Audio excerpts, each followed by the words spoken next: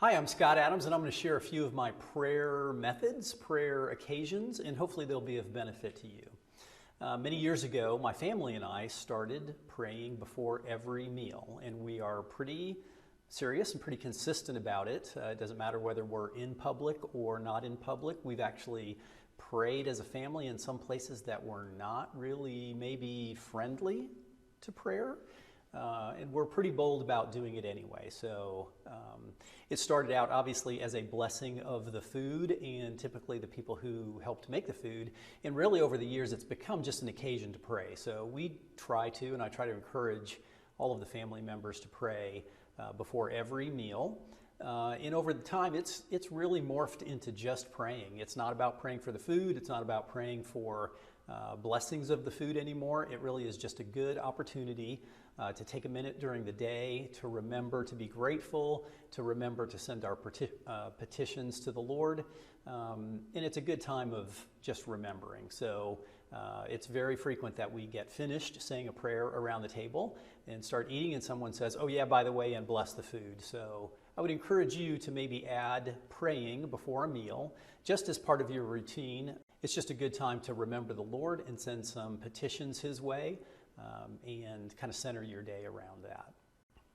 I also frequently find myself in long and deep prayers during exercise. I have my exercise for me is really long periods of sort of endurance exercise.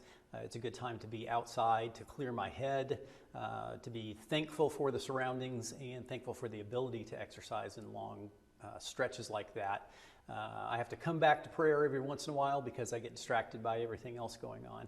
But that's a very good time for me to just be alone with my thoughts, alone with the Lord, and being able to speak with Him sort of one-on-one without sort of like I'm doing right now, having to worry about what other people think, having to worry about how I phrase my words. It's just a really great time to be alone with the Lord. I have no particular prayer method. I don't follow a plan. I don't follow a memory device.